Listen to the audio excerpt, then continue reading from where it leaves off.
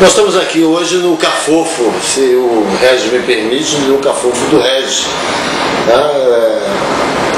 Tentando viabilizar uma conversa política de um cidadão que tem, acima de tudo, uma credibilidade muito grande junto ao mundo político e à sociedade alagoana.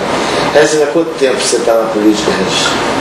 Olha, Valmar, desde 16 anos, lá da Escola Moreira de Silva, foi lá que eu aprendi política no movimento estudantil. Por isso que a educação é tão importante para o ser humano, para o cidadão, né? É na escola que você adquire regra e compasso. Então foi lá na cooperativa escolar, na presidência de turma, que nós forjamos a visão da democracia. Aliás, quando não tínhamos democracia, porque naquela época a ditadura militar não deixava que você se manifestasse. O prefeito era biônico, você não indicava, você não votava para o prefeito. Quem indicava eram os militares. Né? Então, os prefeitos das capitais não podiam que o cidadão escolhesse, como nós estamos fazendo nesse momento. Então, eu comecei lá, na escola do Moreira de Silva, e fui presidente de cooperativa, de centro escolar, né, centro acadêmico, e depois fomos para a universidade em 75 e também participamos do DCE, fui presidente do diretório da área 3 da Universidade Federal, e fomos também logo em seguida na vida profissional para o sindicato, para o sindicalismo. E daí, na minha militância pelo partido político, lá no Partidão, em 1990, o Frei Neto chegou e disse, mas o Denis Agra, que eu devia ser candidato a senador. Eu corri para casa para não aceitar essa proposta, porque eu era apenas militante e não queria participar de uma atividade de mandato. Foi assim que eu reagi, até porque eu gostava de fazer de praticar o jornalismo, gostava do meu trabalho na televisão, por isso fui ensinar na universidade. Então, de repente, eu entrei nesse turbilhão e eu tinha uma desconfiança muito grande, que era, eu não vou ter mais espaço, porque você começa a se envolver na militância política, e é isso que eu faço até hoje. Se bem que faço com muita honra, com muita vontade, disposição, com muito amor aquilo que eu faço. Política é uma coisa decente, muito embora em Alagoas virou apenas aspecto das páginas policiais. Mas não é isso que é política. Política é exatamente a arte de fazer as transformações na sociedade, e é isso que a gente imagina. Ô Regis, você falou que aprendeu a lidar com a democracia e foi na escola que você aprendeu isso. Você acredita que nós estamos hoje vivenciando uma democracia, uma verdadeira democracia? Sim, nós precisamos só aperfeiçoá-la, né? Nós precisamos de uma reforma política concreta. Mas essa reforma nunca vem, não é conveniente. Sim, mas você não pode, nada aparece assim como se fosse um prêmio. Tudo tem que ser conquistado na sociedade. Nós precisamos saber muito bem que o maior crime que nós ainda estamos convivendo com ele, resquícios dessa falta de liberdade do país, foi a alienação da população. Né? E essa alienação ela foi construída, né, por esses setores para que a sociedade brasileira não avançasse no conceito da prática, da convivência, da construção de algo novo na sociedade brasileira. Mas nós estamos sim vivendo a democracia, e o Cafofo aqui já é um exemplo disso. Tá? Você poder estar hoje na internet para o mundo, colocando ideias de um militante político, de um partido de esquerda, que lá atrás não tinha esse direito. Era escrever na parede uma pichação rápida, abaixo da ditadura e correr. porque se fosse pego ia ser torturado e podia desaparecer. Então nós estamos, né? Quem viveu numa sociedade que não tinha democracia sabe muito bem prezar o que é a possibilidade concreta de participar de eleições. Agora, se é preciso aperfeiçoar essa eleição, é claro, até porque no século passado, não faz muito tempo isso, em 100 anos tivemos apenas 20 anos de democracia. Antes foi a sucessão de golpes de Vargas, né, da ditadura militar, Estado Novo. Então essa coisa toda que foi pouco a pouco castrando a possibilidade da criatividade do povo brasileiro. Então o povo brasileiro vai ainda sofrer nesse processo, é um processo que nós estamos vivendo, mas com certeza essas coisas vão clareando. Você mesmo aqui em Alagoas, você está vendo aí presidente do Poder Legislativo, que era intocável, está na cadeia hoje. Né? Deputados que ninguém ousava nem citar o nome deles, né, estão na cadeia. É fruto de que isso? É fruto de que as instituições estão sobrevivendo. Claro que é lento, gostaria que fosse mais rápido, sim, mas não é. Né? Mas esse processo depende de mim, de você, de quem está vendo essa entrevista nesse momento. Você citou o nosso espaço do Cafofo pela internet, mas isso já é um resultado da falta de espaço na imprensa oficial, na imprensa comercial que nós temos aqui. Recentemente a Luiz Helena deu uma declaração dizendo que era impossível ela dar um depoimento em qualquer órgão de imprensa em Alagoas, porque ela é censurada nesses órgãos. Os órgãos de imprensa que nós temos hoje funcionando, rádio, jornal, TV, todos estão na mão de políticos e trabalham para os seus segmentos, cada um para o segmento a que eles estão voltados. A democracia da imprensa ainda é capenga. Você tem razão, aí é um outro aspecto desse processo de luta, de enfrentamento da democracia, que nós estamos vivendo nos órgãos de comunicação hoje, jornais, rádio, televisão, ainda não se deram conta que nós estamos num processo eleitoral e fazem conta da legislação como se fosse proibido entrevistar algum candidato. Você está entrevistando. Verdade. A legislação não proíbe entrevistar e discutir assuntos políticos, nem anunciar o que está acontecendo na cidade. Né? Isso é uma forma, claro, de controlar essas informações, até porque você tem razão, a maioria dos proprietários, se quase a totalidade ou não, são pessoas que têm inserção e poder político no estado de Alagoas. Historicamente foram assim. Né? Os jornalistas vivem num eterno dilema da construção, da busca dessa informação. Mas esses meios de comunicação ainda precisam avançar muito, só estão atrasados nesse sentido. Agora, quando eu me refiro aqui ao espaço da internet, porque eles vão ser tragados por isso. Por quê? Porque em quase toda a grota de Maceió já tem uma lan house. É verdade. Então, não esqueça que ninguém vai deter, nem a igreja conseguiu deter o avanço científico, né? A tecnologia. Ninguém pode combater isso. Isso é aberto, livre e da forma mais prática possível, né? Que nós podemos fazer para se comunicar. Então, claro que os setores dominantes da sociedade atrapalham isso, e até quem às vezes está na condição de decisão inviabilizam isso. Um ano que eu passei na Secretaria de Educação, fiz um projeto para 36 centros digitais comunitários em Maceió.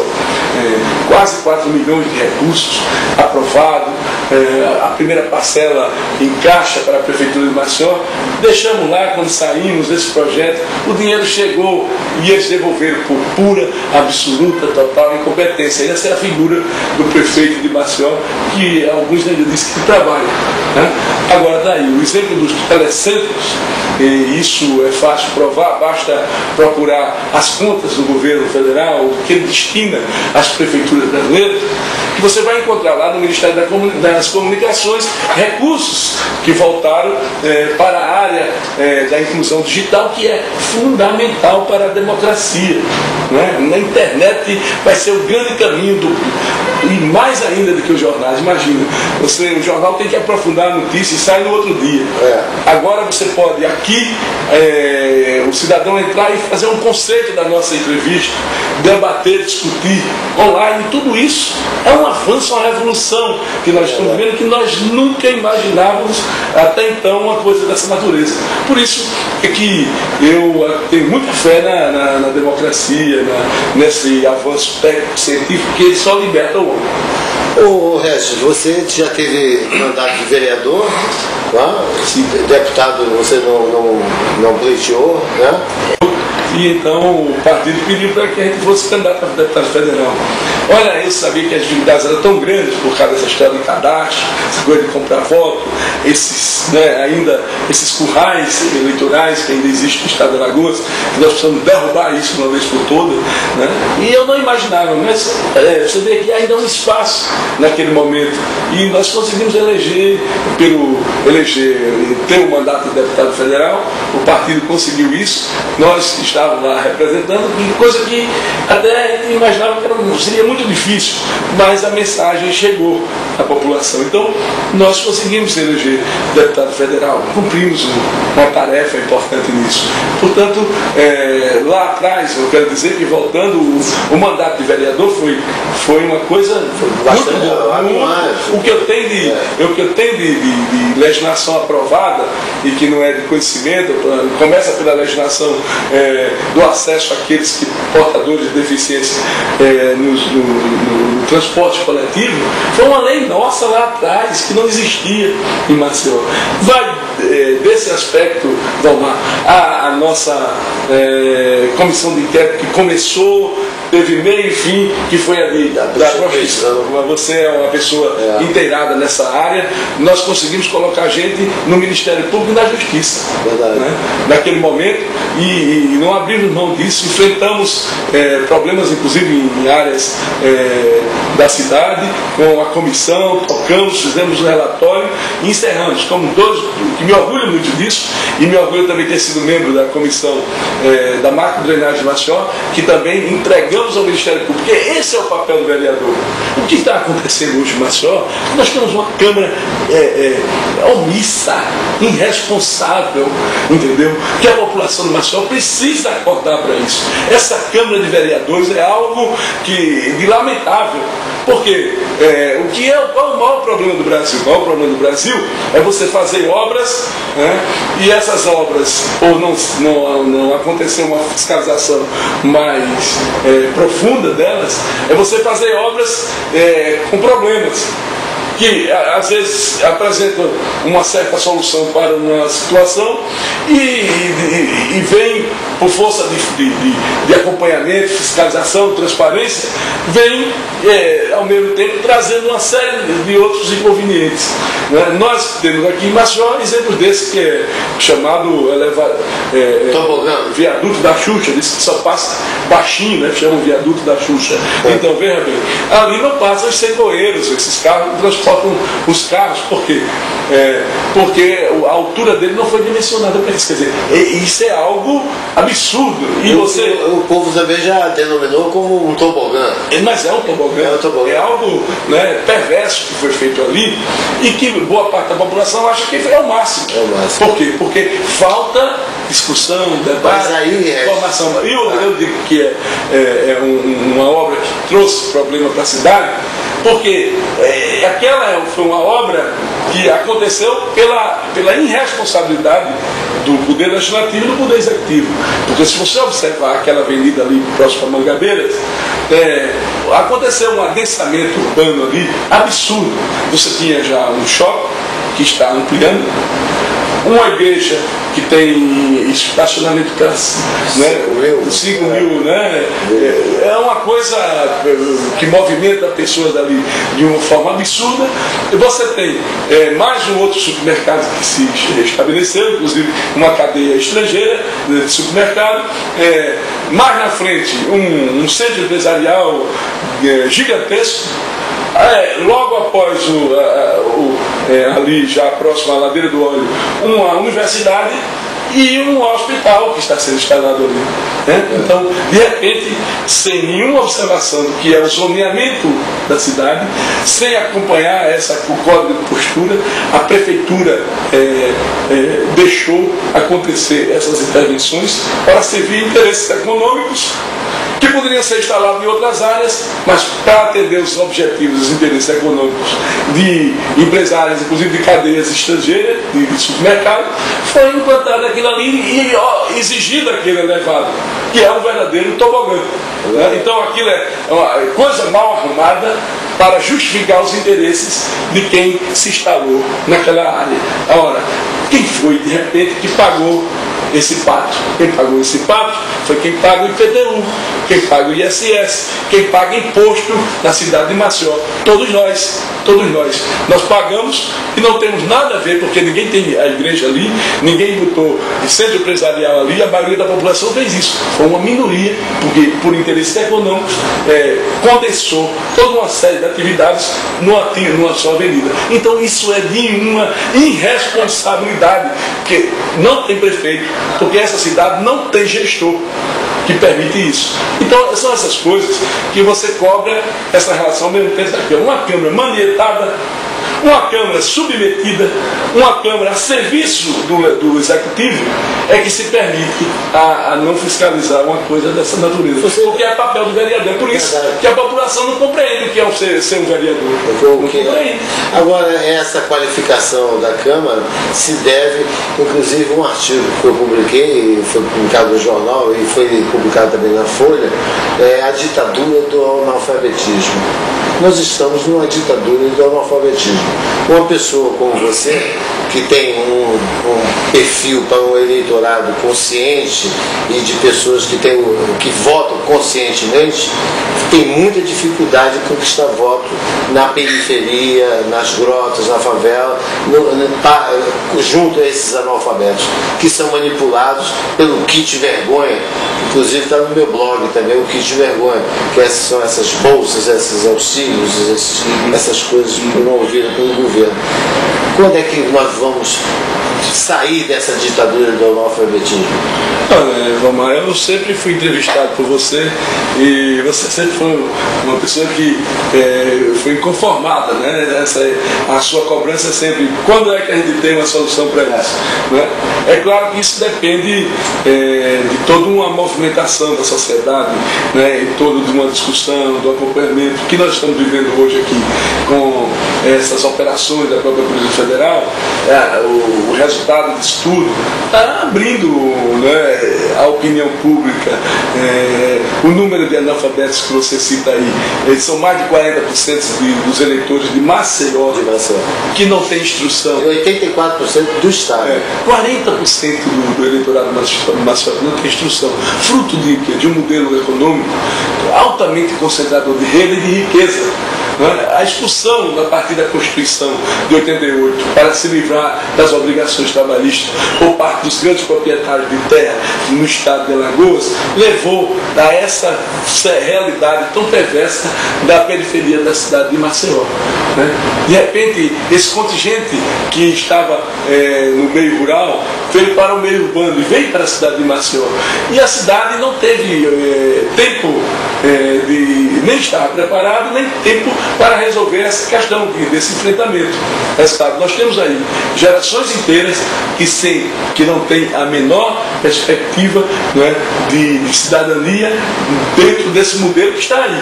Se não houver uma revolução nessa questão, se não houver uma administração que faça a governança solidária, local, que discuta com eles, que abra essa perspectiva, que crie mecanismos de cidadania, que discuta inclusive com eles as obras e os recursos, para que essas pessoas tenham essa visão do que os cerca e eles possam efetivamente dar uma contribuição para essa sociedade. É preciso uma vontade política muito grande. É por isso que nós não arrefecemos. Nós estamos sempre insistindo nesse processo. Tá? Aí eu pergunto a você, Regis, como fazer esse enfrentamento junto à conquista desse voto? Porque esse pessoal, essa massa que é enorme, você está falando em 40%, né? E 84% no estado, mais 40% na capital, é um voto difícil de ser conquistado, com tanto clientelismo, com tanta cesta básica, com tanto favor, com tanta troca de presentes, de auxílio. Né? Como é que se faz política trocando por cesta básica, por telha, por leite, enfim, por conta de luz? Já está. Inclusive, um gerente de banco falou que se os candidatos não se apressarem, próximo ao dia da eleição, não vai ter mais nota de 10, de 20, de 50 na praça. Né? Porque já estão sendo trocados milhões de reais em 10 e de 50 reais, colocados em malas, que a gente não sabe para onde vão essas malas, mas já estão nas malas para serem distribuídos durante o período da eleição. Olha, Vomar, pode ser até que eles ainda tentem isso. Agora, eles estão sendo fiscalizados. A sociedade, a OAB... Quando você fala sociedade, a sociedade tem essa visão de fiscalizar e denunciar, ou você está falando em termos de sindicatos, de sociedade, de organizações não governamentais? Porque quando você fala em sociedade, parece que o nosso povo é consciente de buscar os seus direitos e discutir, desde que eles não sejam beneficiados. Quando eles são beneficiados, e aí eu falo não só do pobre, do rico também, porque eu tive uma cidade do interior aí, que o voto é vendido para o pobre vende o voto dele e o rico também vende. Quer dizer, não tem mais classe, não. É o rico vendendo e o pobre vendendo também. O voto consciente é nenhum. O que eu quero dizer, eu sei quando ele diz que a sociedade começa a se manifestar, se você observar a central, os telefones de denúncia da Polícia Federal, da OAB, do próprio TRE, você tem inúmeras denúncias de todo tipo, de todo estado.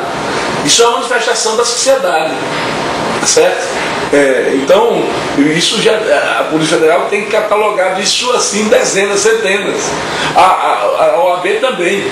Então, há na sociedade uma manifestação disso. É lenta ainda, não deveria nem acontecer isso que está acontecendo, não é? Mas há um momento de se retomar esse sentimento. É possível isso, né? E eu digo uma coisa, você não pode em nenhum momento perder a esperança. No dia que eu perder a esperança das transformações, é melhor que desistir de tudo, morrer, né? E eu não estou preparado para isso. Pelo contrário, é preciso insistir nesse processo, né? As discussões que nós estamos fazendo para a construção do programa de governo da prefeita Solange está sendo feita embaixo com pessoas, inclusive analfabetas.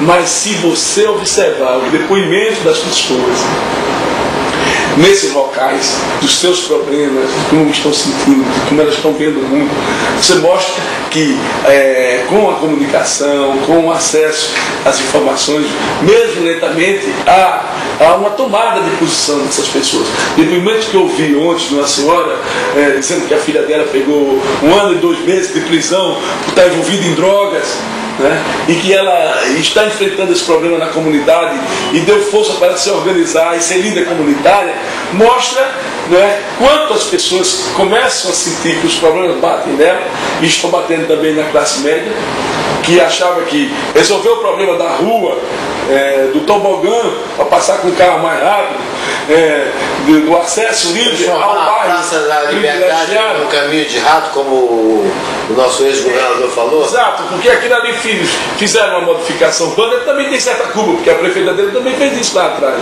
Né? Então, esse caminho de rato foi para esconder a favela.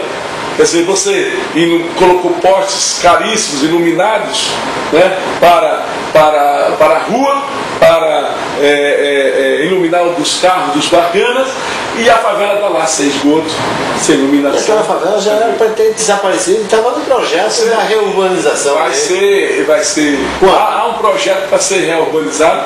Com certeza a Prefeitura Nacional, na mão de Solange, vai ter mudança sim dessa questão. Por quê? Porque nós vamos em todo o programa de governo será uma preocupação básica e gente. Esse é o compromisso. Uma outra coisa também. Aliás, se você não vê o ser humano, se você não cuida da educação, principalmente, ontem um depoimento nós estamos fazendo um seminário. Se você fosse prefeito, o que você fazia por Maceió?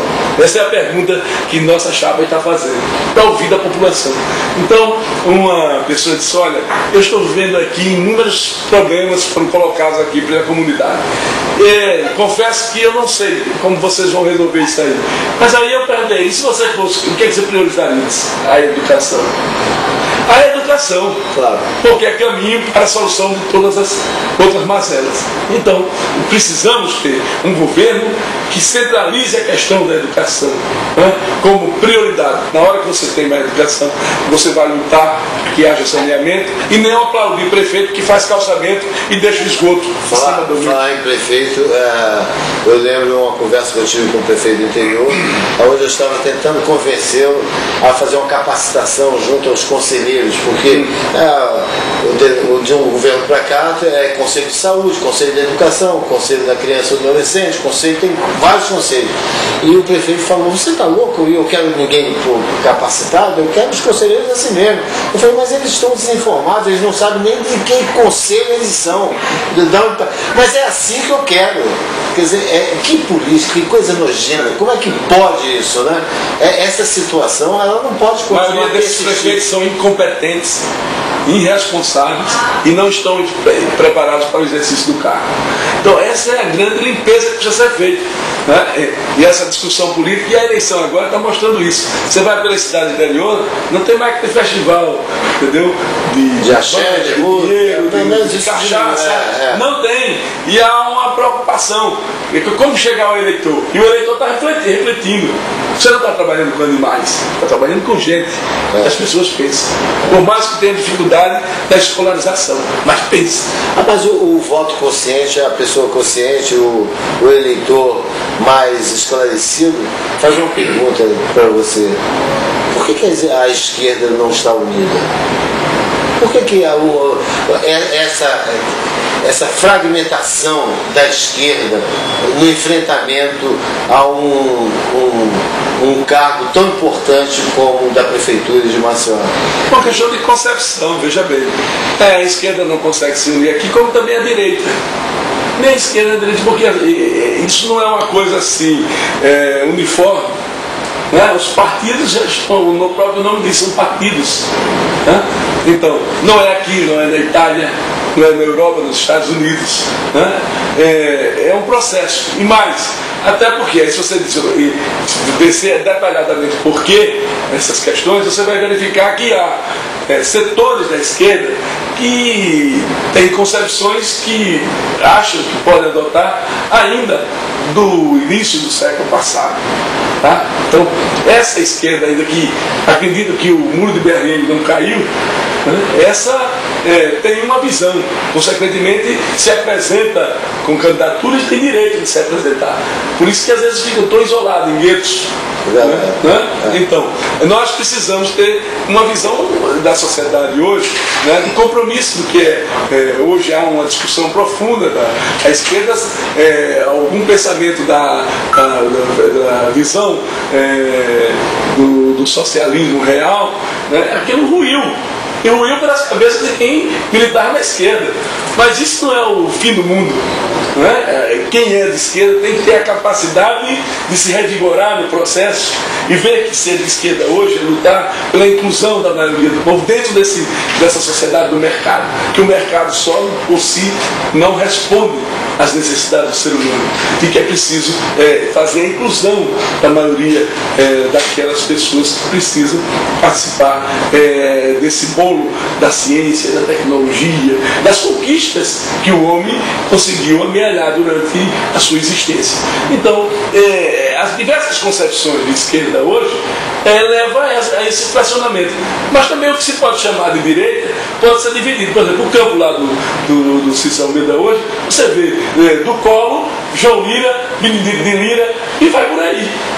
Tá? Então, são diversos, são todos de uma posição, uma postura, né, de uma matriz política, né, mas estão divididos, tem partidos diferentes. Então, essa é a realidade da sociedade. O que seria muito bom é que esse embate, esse debate, essa discussão fosse cada vez maior. Mas você sabe que nós temos, e você começou essa entrevista falando das dificuldades que você tem, não é, de discutir as informações, o saber, é a visão do prefeito. Eu não quero o conselheiro bem informado, né? É verdade. Porque bem informado vai incomodar ele, né? Porque ele quer continuar garantindo o seu espaço de poder, né? Essa é a grande realidade.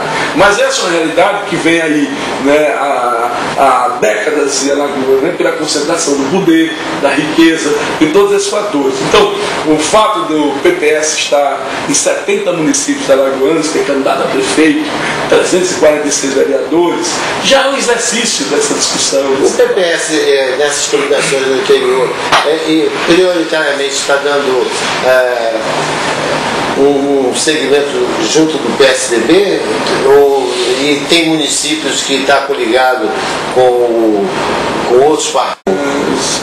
O Valmar, engraçado é que essa coisa acontece naturalmente. Nós deixamos a autonomia para os diretórios municipais. Certo. Mas se você observar nas nossas estatísticas, há uma presença muito grande de alianças com o PSDB, com o PMDB e até com o PT. Nós somos de oposição ao governo Lula. Mas, por exemplo, a Analia, a candidata a prefeita do PT e o vice do PPS. Por quê? Porque a questão do local fala mais alto do que a questão nacional. Estupidez é do PT, que lá em Minas discriminou partidos de participação na discussão política. Talvez por isso até o seu candidato lá tenha dificuldade. Mas essa é uma visão atrasada, né? Você tem que deixar os partidos nos municípios desenvolverem a sua política. A discussão passa pelos partidos, pelos diretórios municipais. Será que é o diretório regional que vai definir a vida do partido em Pariconha? Não. A sociedade e o partido inserido na vida social do Pariconha é que deve definir o seu rumo. Então, essa questão das coligações nós deixamos bem aberto, mas sempre recomendamos o campo democrático. E do campo democrático para o PPS é o campo, esse campo aí do PSDB, do PMDB, dos partidos que tenham efetivamente compromissos com mudança na sociedade. É isso que nós queremos. Regis, nós temos consciência, você deve ter consciência que vocês vão enfrentar um candidato de peso, né? É impressionante porque quando eu comecei a fazer trabalhar em rádio aqui, eu não fui tão inteligente, não escolhi o segmento policial, porque senão eu estaria hoje governador, né? Porque todo mundo que trabalha em programa policial agora é deputado, é vereador, é deputado federal, né? Quer dizer, esse segmento aí é forte, né? Junto ao povão. O Cício Almeida é um candidato de peso. Solange é uma pessoa extraordinária, muito inteligente, pessoa realmente capacitada para governar. Tem um vice como você. Nós temos um Júlio Cabral, que tem a Wanda Menezes, que também é uma pessoa excelente. São duas chapas extremamente importantes para o desenvolvimento da nossa capital.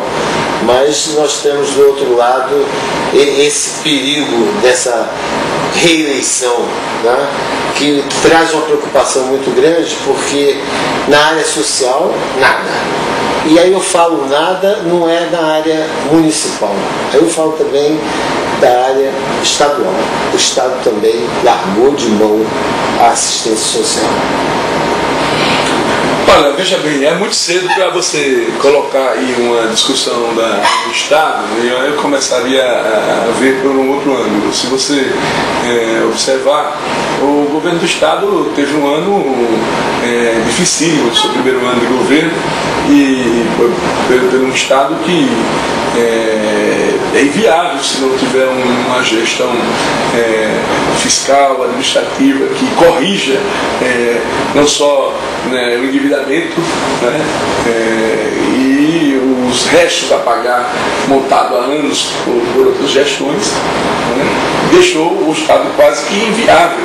Eu fui secretário durante um ano no governo Vilela E nós administrávamos a secretaria com 30 e poucos mil reais, 33 mil reais.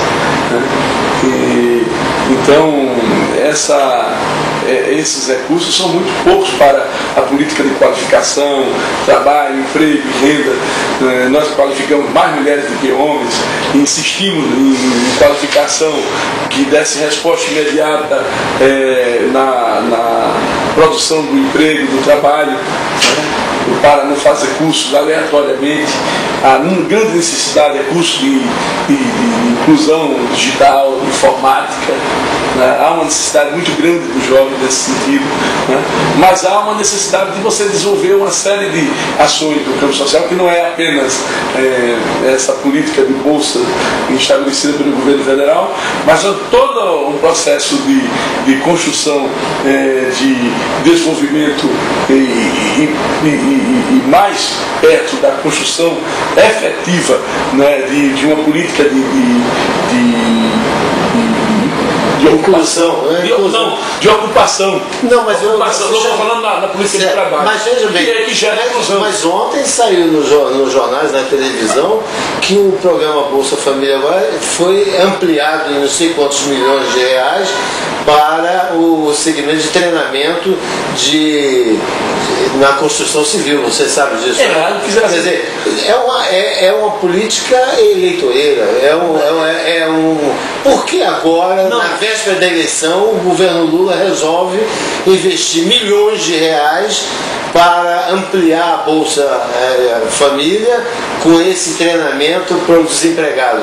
Na verdade é o seguinte, o governo Lula não tem política nesse campo. Ele tem a Bolsa Esmola, que chama essa Bolsa Família, que ninguém quer criticar. Então o que eles estão querendo puxar é aqueles que estão hoje no Bolsa Família. A ideia deles é puxar quem está na Bolsa Família para um programa do jovem trabalhador. Né? Mas por quê? E quando ele se refere, por que ele se refere à construção civil? Porque a indústria da construção civil está precisando de mão de obra qualificada. Não se qualificou. E há um equívoco, se qualifica agora para uma determinada atividade. Não se qualificou porque a educação é relegada nesse governo. Né? Em todos os governos, isso não foi prioridade. Então você tem nós vamos chegar a um ponto de ter muito pedreiro e não ter desqualificado. Não tem, né, um bom. Outro segmento carente. Hoje as construções são construções que se preocupam com o resíduo sólido, né, com o aproveitamento dos produtos. Você não vê na construção aquele desperdício de materiais. Por quê? Porque houve toda uma qualificação nisso. Nós estamos treinando agora, já resultado dessa política, eu não estou mais lá, mas isso está acontecendo, mulheres para acabamento na área da construção civil. Por quê?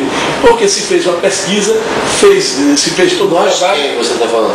O governo do Estado. O governo do Estado? Eu deixei isso. Eu fui secretário de trabalho na área de qualificação. Certo. E nós estamos fazendo isso. Quer dizer, o governo federal está acompanhando esse processo em diversos estados. Certo. Por quê? Porque há uma necessidade enorme. Hoje, você tem no SIM, eu estou falando porque passei por essa experiência, um número grande de pessoas, de procura de bons carpinteiros, de bons pedreiros, e você não encontra. Não encontra. Então, é por isso que vem aí um plano de qualificação que o Ministério está anunciando esses recursos para injetar na área da construção civil, porque é urgente, senão você não vai ter como cobrir esses investimentos. E você vê que em quase todas as cidades brasileiras há um canteiro de obras, principalmente no setor imobiliário. Então esse é o grande desafio. Por quê? Porque a economia está cobrando isso. A economia está cobrando. Então, é a necessidade de você desenvolver, e aí eu tenho dito sempre ao governo, quando fui secretário, que cada real que o governo federal coloque na área de qualificação, o Estado tem a obrigação, pelo menos, de empatar, de colocar outro real. Né? Mesmo sabendo da dificuldade que o governo do Estado tem nisso. Né? Nós sabemos, porque eu sempre dizia, a gente se vira nos 30, 30 mil por mês na secretaria. Agora, nessa situação, em um ano, compramos 2 carros novos, estamos fazendo a política de implantação de postos diligentes, já atendeu mais de 2 mil trabalhadores, e a gente estava sem um link, porque a tecnologia às vezes também demora, mas a informação é que já hoje, amanhã, já temos esse vídeo instalado. Regis, essas ações governamentais por parte do governo estadual no município como Maceió, não fica uma coisa confusa de quem é quem está fazendo o quê, um assume o que o outro está fazendo? É verdade, até porque o governo não está tendo uma identificação de quem é a obra. Almeida colocou como programa de governo, né, criar as comissões de trabalho e ter uma política pública de trabalho, emprego e renda. Agora pergunta onde é o departamento. Não existe. Quer dizer, os 12 pontos da carta programa do Cícero Almeida não teve um. O único que ele pode anunciar que fez foi o restaurante popular, e não foi ele. E a proposta de restaurante popular, ele, colocada no programa de governo dele, Valmar, dizia o seguinte: vamos criar um cinturão agrícola para abastecer o restaurante popular. Aonde está o cinturão agrícola? A não ser que seja o cinturão dele, que aperta cada vez mais, não é, com impostos e com obras mal resolvidas. Em cinturão apertado, o dele não está tão apertado assim não, porque pela publicação dos bens de cada candidato, a mais endinheirada, como o pessoal entende, a que tem mais recursos é a Solange. Mas o nosso candidato, o nosso prefeito, passou de 778% o patrimônio dele. Como é capaz disso com o salário que ele recebe? Olha, ele que devia estar explicando isso. Mas por que a Receita Federal aperta você, ela aperta mim, aperta o contribuinte comum e sai uma declaração dessa em todos os jornais e não há um questionamento? Valmar, eu toda a minha vida construí, toda a minha história, meu patrimônio é aberto, eu desafio, por isso que isso não me preocupa, tá aí, eu sou um candidato, eu tenho ficha limpa nesse processo. Mas a questão não é ter dinheiro ou não ter. A questão é você ter o dinheiro. Eu quero dizer, agora, se você me deixar completar, o crescimento do Cícero foi um escândalo. O Cícero precisa explicar o seu patrimônio, porque de forrozeiro ele passou a ser milionário. Tem imóveis comprados em Maribondo, em Murici, Fazenda, Primavera, diversos apartamentos na obra, 16, e até mesmo o que apresenta na sua declaração não é o real, é muito mais do valor. Então, ele é que precisa explicar isso. Explicar claramente a população. Isso é um absurdo. Aliás, essas coisas precisam ficar bem claras, porque essa evolução de patrimônio deles durante o período que foi prefeito de Maceió, né, deixa bem claro que é preciso cada vez mais ter transparência nos negócios públicos. Porque eu realmente fiquei assim, encantado com a profissão de prefeito, com essa função de prefeito. O cara assumiu um mandato público, gerir dinheiro público e ter um patrimônio em 778% a mais em 4 anos. Eu fiquei realmente impressionado. Aliás, eu devia também dar essa forma para a maioria dos assalariados, né? Seria interessante. Rapaz, saber. O nosso cientista político, o Ranulfo, também é uma pessoa que trabalha com política, entende disso. Ele daria uma grande contribuição para todo mundo, principalmente para a juventude que está desempregada, né? Como é que cresce em mais de 700% do seu patrimônio? Fala de juventude. Como é que você vê a nossa juventude com esses exemplos de políticos que nós estamos agora algemados? Primeiro, é só polícia dentro da Assembleia Legislativa. Como é que o nosso jovem está encarando isso? Será que ainda vale a pena você dizer para o seu filho: estude, seja honesto, trabalhe, que você vai conseguir? Ou você fazer como eles fazem com os filhos deles, os netos, os sobrinhos? Ou você vai entrar no meu lugar, eu vou sair e vou botar meu filho, vou sair e vou botar meu neto, vou sair e vou botar meu sobrinho. O caminho é esse ou é estudar e trabalhar honestamente? Não, como o caminho da ética, do compromisso. Esse aí é o caminho do xadrez. Né? Tomara que seja, esse caminho aí. Aliás, um pai que bota o seu filho deputado deve estar sentindo muito isso na sociedade, né? A rejeição da sociedade, porque é uma indignação. Isso, porque você sente isso no povão que você vai sim, em todo canto. Inclusive, porque, sabe como é que chamam? O prefeito de quadrilheiro, porque está envolvido na Operação Taturana. Sabe? É tão inocente que emprestou dinheiro a outro e não sabe como foi, quem pagou, ele veio, que conversa. Quer dizer, esse tipo de político, ele vai ser julgado agora, não tem a menor dúvida. E essa coisa de que a eleição do governador, do prefeito já está definida, é um grande engano. Porque eu estou começando a andar, inclusive nas grotas, o sentimento da população de muita indignação com isso. Então nós vamos esperar o resultado das eleições. E o debate vai ser muito importante para isso.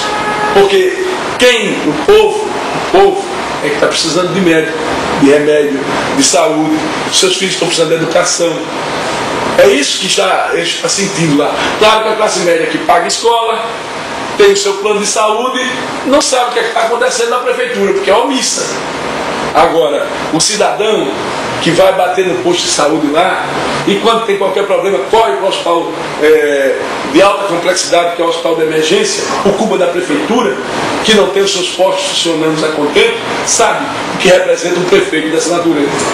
Até porque ele foi eleito fazendo consultórios em áreas públicas para atender a população. E depois fechou e entregou cada posto de saúde de Maceió para um vereador desse. Esse é o papel da Câmara. Por isso que ela está calada. E ele faz o que quer. E isso precisa ser dito. Pois é, e tem um irmão taxista que vai ser candidato agora a vereador, né? Pois é.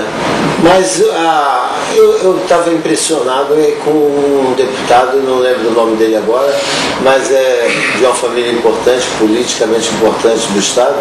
No primeiro mandato já foi algemado, já saiu algemado da Assembleia. O que leva um jovem a assumir um cargo? Que consciência tem um jovem desse que assume um mandato público e se envolve já nessa quadrilha? E Valmar, em 2006 eu fui para a campanha, apoiei o governador Theo Vilela, e eu dizia nos palanques, a Assembleia Legislativa não é um parlamento de defesa do povo, é uma organização criminosa. É o que o delegado federal está dizendo. Mas eu sou de alma lavada. Mas eu dizia isso lá atrás. Tive minha casa invadida. Tive minha casa invadida, não sei por quem, não sei quem foi. Corremos sério perigo com minha família, mas não calei. Falei isso lá atrás. Eu dizia que o Celso Luiz não comandava uma Assembleia, comandava uma organização criminosa. Foi isso que a Polícia Federal e a Justiça identificou nas prisões. Porque quem prendeu foi a Polícia Federal, mas quem mandou prender foi a Justiça. Foi a Justiça que mandou prender. Então, não se trata apenas de prisões pura e simplesmente, mas uma ação da Justiça Federal. Então, este bando, esta quadrilha que tomou conta da vida pública de Alagoas tem que ser exorcizada da vida pública. E nós precisamos contribuir para isso. Todos nós. Não tem que lavar as mãos não, porque na hora que sair do seu prédio vai ser assaltado, porque a crise social é grande, porque a maioria que está aí são de jovens sem nenhuma perspectiva, e os milhões que sumiram pelo duto da Assembleia Legislativa podiam estar ajudando uma política de qualificação do Estado. Podia estar ajudando a área social que tem grandes dificuldades, porque não se pensa em gente, pensa no bolso de famílias, de interesse familiar, pessoal, de enriquecimento, e para isso tem que matar gente, para isso tem que roubar carga, para isso tem que ter pistoleiro, para isso tem que comprar voto e enganar a população. Então o grande desafio de todos nós, de que tem compromisso, é não se acomodar a essa realidade.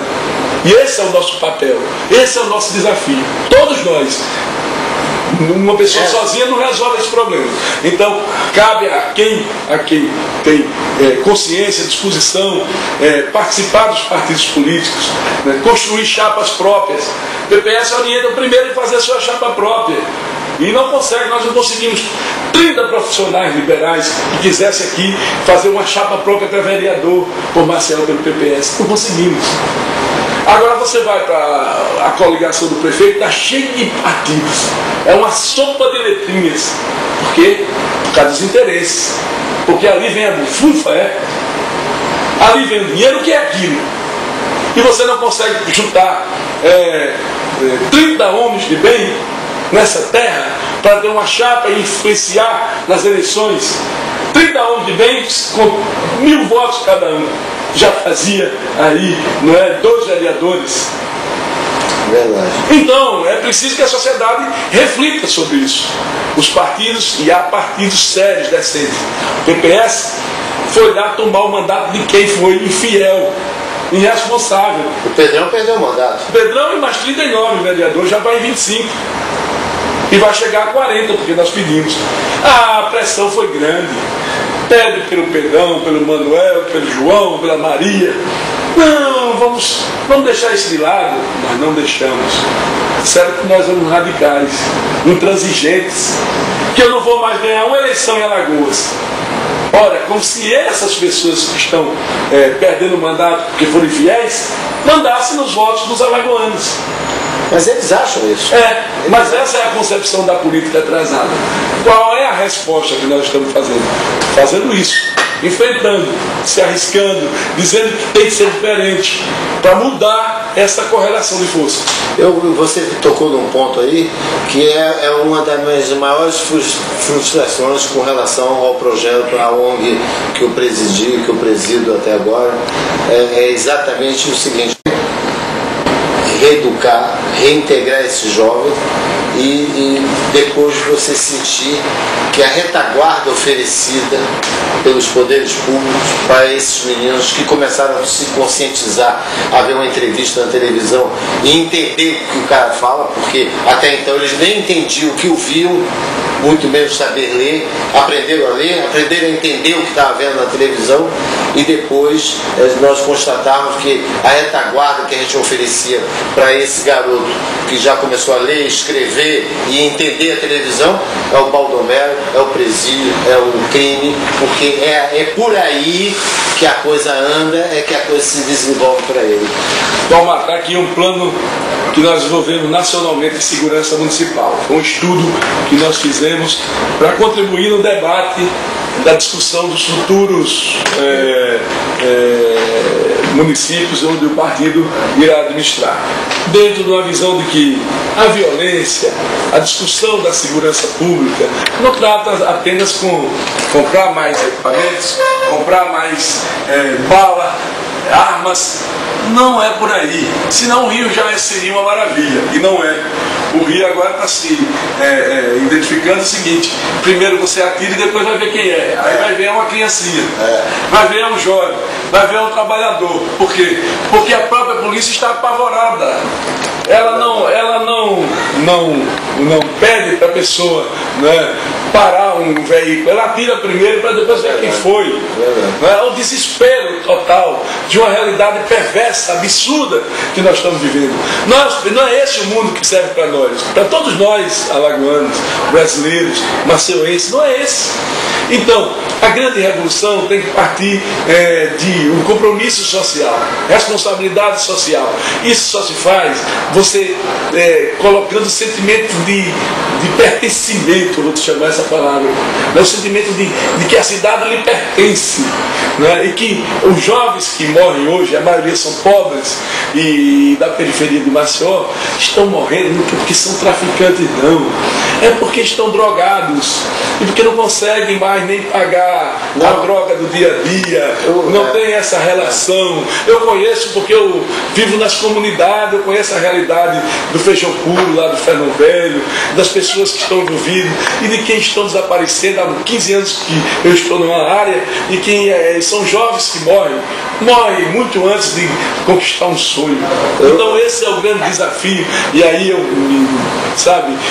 me emociono, porque essa é a realidade que o poder público tem que intervir. A prefeitura tem que construir um plano municipal de segurança. Aqui o prefeito, e claro, com aquela cabeça de programas policialescos, nunca vai entender que uma guarda municipal tem que ser cidadã. Ele não sabe o que é isso. Por isso que o segundo mandato será a pior coisa para essa cidade. Prepare-se, vejam quem foi para o segundo mandato, o que fizeram nessa cidade. Por favor, a nossa responsabilidade é alertar a população. Não há mais futuro dentro do projeto administrativo do atual prefeito. Por quê? Porque ele não tem projeto, ele não tem eira, ele não tem beira, ele não tem projeto, e Maceió está sem rumo. O estoque de obras que existia lá pelos técnicos acabou. E o que fazer de Maceió? Como integrar essa população? Como vamos discutir os bairros, as periferias? O abandono da nossa juventude, esse é o que maior desafio a todos nós. Como é que nós vamos fazer isso? É por isso que eu estou nessa luta. Emprestei nosso partido o nome para vice da Solange. Por quê? Porque é uma mulher de bem, mulher séria, tem a sua vida organizada, avó com 7 netos, aposentada, nem precisava disso, vive bem, tem a sua vida resolvida. E eu me orgulho de saber que ela topou ir para um enfrentamento desse. Isso me orgulha, porque eu sei que nem tudo está perdido em Maceió.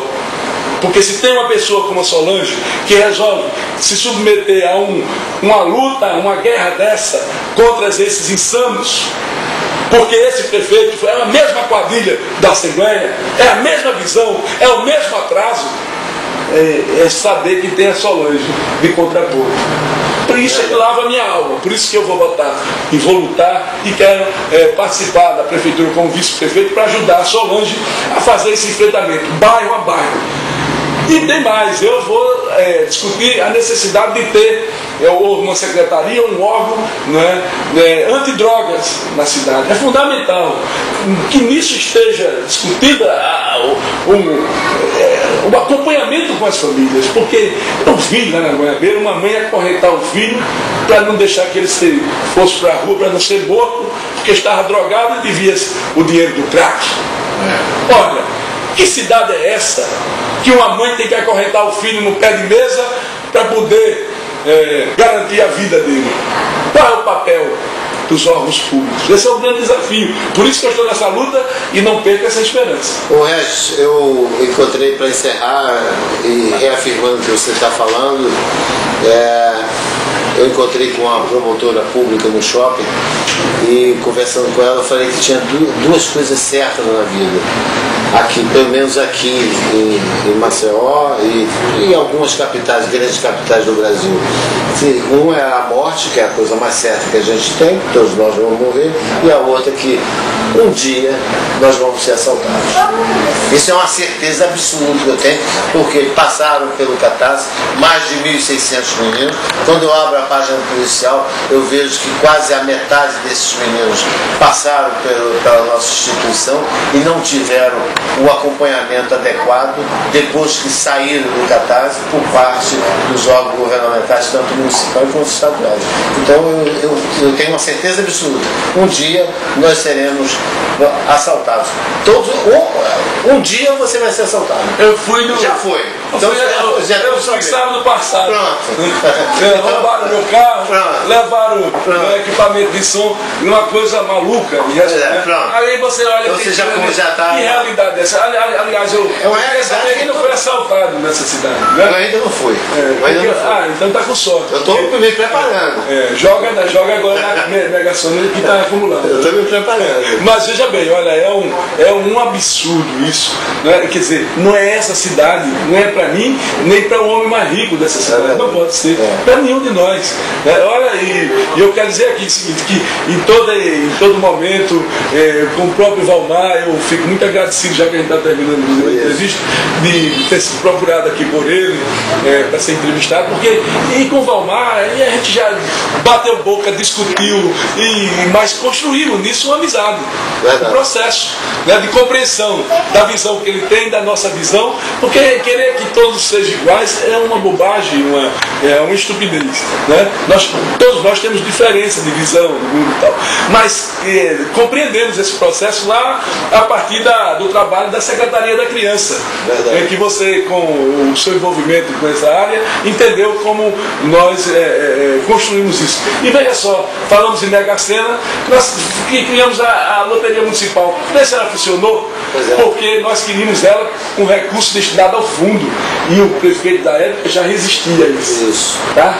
Então, e era a grande saída a Loteria Municipal para ajudar o trabalho das crianças. Né? E colocar isso como sentimento dos próprios meios de comunicação. E quero dizer que naquela época até convencia a Câmara no argumento e conseguimos implantar uma lei. existe, não foi revogada, mas procure saber do Marciano tá? E foi uma luta. Então, eu quero dizer que esse embate, por isso que eu confio na democracia, que a gente avança, né? Discordando, aceitando, concordando, né? Nós avançamos nesse modelo de sociedade, eu acredito nisso. Então vamos, a partir daí, entender toda essa realidade complexa da vida, a partir dos jovens dessa terra. Porque quem imagina que é outra coisa absurda, o jovem da classe média e quem tiver o seu filho que está na escola particular, por favor, faça uma experiência. Está falando aqui um educador. Leve o seu filho a uma escola pública, para que ele conheça a escola pública. Leve o seu filho, vê o impacto que ele vai ter, porque o modelo de escola que ele conhece é completamente diferente daquela realidade. Para que a gente possa começar a abrir a mente, a visão na sociedade dessas questões que nós estamos vivenciando. Porque eu sempre digo aos governantes, quer conhecer a sua escola, que você é gestor, vá ao banheiro da escola que você, da esquina do seu bairro, da escola pública, para você saber se o nível de gestão e de respeito às crianças está sendo realmente colocado na prática. Verdade. O Regis, foi um prazer enorme e agradeço muito você ter me recebido aqui para a gente conversar.